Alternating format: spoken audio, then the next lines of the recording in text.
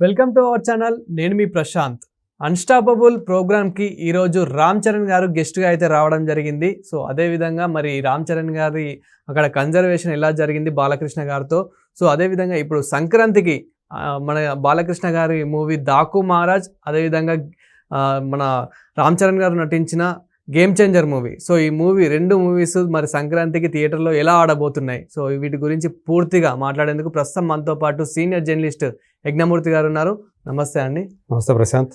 So మనం ఈరోజు చూసుకున్నట్లయితే కనుక రామ్ చరణ్ గారు బాలకృష్ణ గారిని అన్స్టాపబుల్ ప్రోగ్రాంలో అయితే కలవడం జరిగింది, గెస్ట్గా రావడం జరిగింది. సో అక్కడ కన్జర్వేషన్ పూర్తి అసలు ఎలా జరిగింది, మళ్ళీ వీళ్ళిద్దరు మూవీస్ అయితే రాబోతున్నాయి, మరి ఎలా ఉండబోతుంది. సో ఈరోజు మంగళవారం రామ్ చరణ్ అండ్ ఆయన టీం, గేమ్ చేంజర్ టీం ఏదైతే ఉందో వాళ్ళందరూ కూడా ఈరోజు షూటింగ్లో పార్టిసిపేట్ చేస్తున్నట్టుగా మనకు సమాచారం అందుతూ ఉంది. పోయిన వారం చూసాం, పోయిన శుక్రవారం సంక్రాంతికి వస్తున్నాం, ఆ టీం సందడి చేసింది. అందులో ప్రధానంగా వెంకటేష్ బాలకృష్ణ చిన్నతనం నుంచి కూడా ఒకరంటే ఒకరికి బాగా తెలుసు. అందు గురించి అది చాలా బాగా రక్తి కట్టిందని అనుకోవాలి. ఆయన సంగతులు ఈయన సంగతులు ఆయనకి తెలుసు. అలాగే ఆయన తండ్రి గురించి అడిగినప్పుడు ఇప్పుడు దాకా మనం చూడని కోణం వెంకటేష్లో ఆవిష్కృతమైంది. ఆయన ఎమోషనల్కి గురైనటువంటి విధానం, తండ్రి తన మీద ఎంత ప్రభావం చూపాడు, ఎలాంటి ముద్ర వేశాడు అనేది ఆయన చెప్పినప్పుడు కూడా నిజంగానే అందరికి కూడా కళ్ళు చెమ్మగిలాయనే చెప్పాలి. అలాగే అన్నయ్య గురించి సురేష్ బాబు, సో తమ కుటుంబానికే మూలస్తంభంలో అంటాడు. ఇప్పటికీ కూడా స్టిల్ ఈ వయసులో కూడా ఆయన వెంకటేష్ సినిమా ఏదైనా చేయాలంటే ముందు కథ వినాల్సింది సురేష్ బాబే. మొట్టమొదటి నుంచి కూడా అంటే కలియుగ పాండవులు అనే సినిమా చేసినప్పటి నుంచి ఇప్పటిదాకా కూడా ఇన్ని సంవత్సరాల తర్వాత కూడా, ఇన్ని దశాబ్దాల తర్వాత కూడా అన్నయ్యకి అంత ప్రాముఖ్యత వెంకటేష్ ఇస్తుండటం, అలాగే సురేష్ బాబు కూడా అలాగే ఒక అన్నలాగా వెంకటేష్కి ఒక సపోర్ట్ పిల్లర్గా నిలవటం అనేది కూడా ఇందులో మనకు కనిపిస్తుంది. అలాగే తన కొడుకు 20 ఏళ్ళు వచ్చాయి, విదేశాల్లో చదువుకుంటున్నాడు, వచ్చాక ఏం చేస్తాడనేది అతని వాడిష్టం అని ఇట్లా చెప్పడం, కూతుళ్ళ గురించి చెప్పడం, ఇద్దరికి పెళ్ళిళ్ళు అయిపోయాయని, అలాగే భార్య గురించి చెప్పుకోవటం, నేను ఆమెను యాక్సెప్ట్ చేశాను, ఆమె నన్ను యాక్సెప్ట్ చేసింది అని ఇట్లా మాట్లాడటం. ఎందుకంటే ఆమె కమ్యూనిటీస్ వేరు, ఇద్దరు కూడా, ఆమె నీరజారెడ్డి. సో అట్లా మొత్తం తన ఫ్యామిలీ గురించి ఆయన ఆవిష్కరించిన విధానం చాలామందికి నచ్చింది. అది నిజంగా చెప్పాలంటే పెద్ద హిట్ అయిపోయిందని చెప్పాలి. ఈసారి ఈ అన్స్టాపబుల్ 4th సీజన్లో సో మంచి ఎపిసోడ్లు పడ్డాయనే చెప్పాలి. అల్లు అర్జున్ది పడింది, దుల్కర్ సల్మాన్ది పడింది, నవీన్ పోలిశెట్టిది పడింది, వెంకటేష్ది పడింది. ఇప్పుడు ఈ వారం రామ్ చరణ్ది పడబోతుంది. సో రామ్ చరణ్ది ఎలా జరుగుతుంది ఏంటి, ఫస్ట్ టైం రామ్ చరణ్ అంటే గతంలో వేరే షోలకు వెళ్ళాడు, సెలబ్రిటీ షోలకి జస్ట్ గెస్ట్ లాగా వెళ్ళాడు, పార్టిసిపేట్ చేయడానికి వెళ్ళాడు.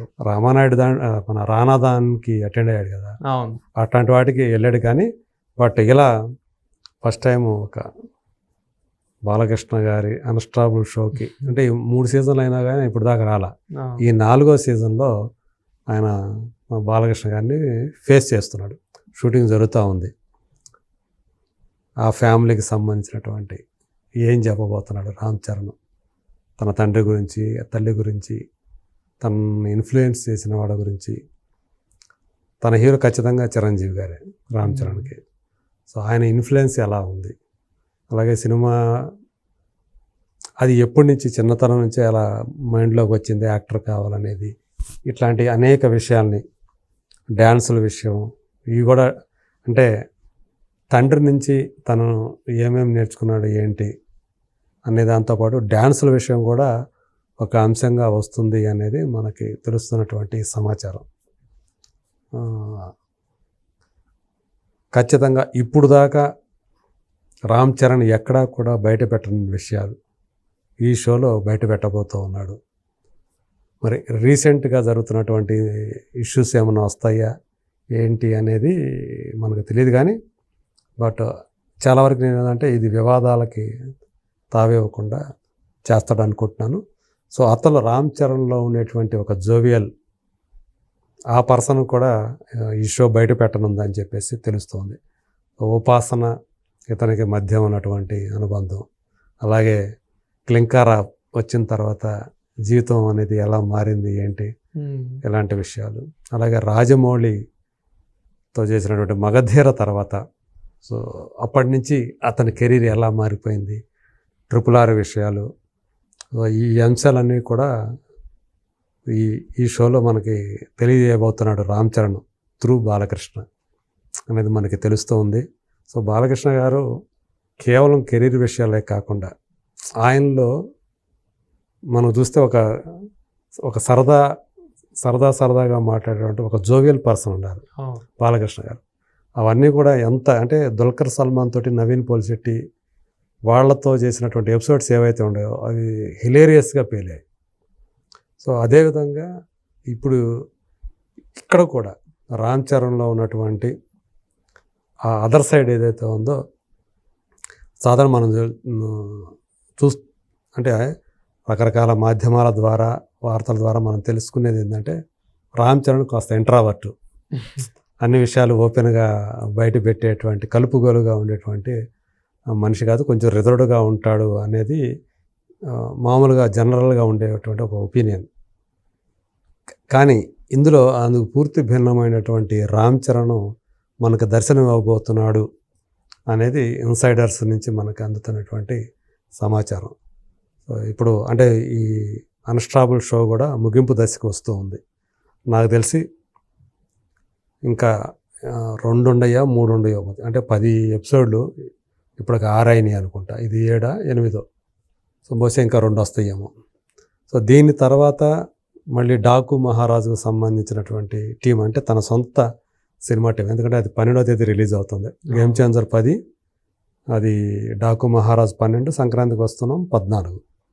సో ఖచ్చితంగా ఈ శుక్రవారం పోతే, ఇది ఇప్పుడు 3వ తేదీ శుక్రవారం వస్తుంది, ఈ 3వ తేదీ ఇది ప్రసారం అవుతుంది. 10వ తేదీ తన సొంత టీమే వచ్చే అవకాశాలు ఉండే. సో డాకు మహారాజ్ టీం అని అనుకుంటున్నాను నేను. సో మొత్తానికి అంటే ఈయన రామ్ చరణ్ గారిని ఆహ్వానిస్తూ బాలకృష్ణ మాట్లాడిన వీడియో బాగా ఇప్పుడు వైరల్ అవుతూ ఉంది. సో సంక్రాంతికి వస్తున్నాం, డాకు మహారాజ్తో పాటు గేమ్ చేంజర్ కూడా పెద్ద హిట్ అవ్వాలి, సంక్రాంతి అందరికీ శుభాలు అందించాలని చెప్పేసి ఏదైతే ఆయన చెప్పాడో అది మంచి వైరల్ అవుతూ ఉంది ఇప్పుడు. సో మొత్తంగా చూసుకుంటే సో అన్స్టాపబుల్ విత్ NBK అనే షో ఏదైతే అయిందో అది బ్లాక్ బస్టర్ హిట్ అయిపోయింది.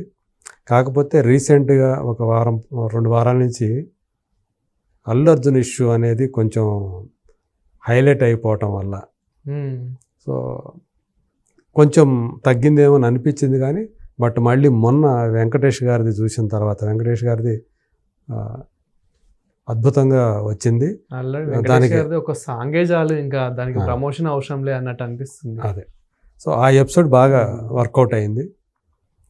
సో ఇప్పుడు రేపు రాబోతున్న ఏదైతే ఈ చివరి ఎపిసోడ్లు కూడా సూపర్ హిట్ అవుతాయి, అంటే అంత బాగా ఆదరణ పొందుతాయని చెప్పేసి మనం అనుకోవచ్చు. ఒక హీరోగా, అలాగే ఒక సామాజిక సేవకుడిగా, ఎందుకంటే Basavatarakam Indo American hospital chairman ఆయనే.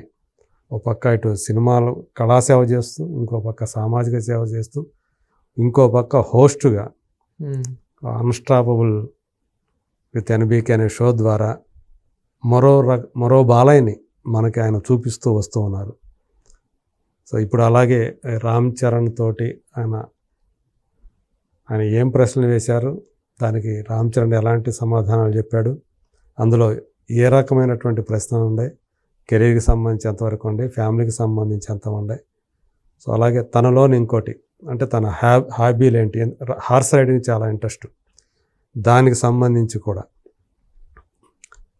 అవన్నీ కూడా ఆయన ఆసక్తులు, అభిరుచులు అవన్నీ కూడా ఈ సందర్భంగా రామ్ చరణ్ ఆయన అనుభవాలన్నింటినీ కూడా, జ్ఞాపకాలన్నింటినీ కూడా మనతో షేర్ చేసుకుంటాడని చెప్పేసి మనం ఎక్స్పెక్ట్ చేయొచ్చు. Thank you sir.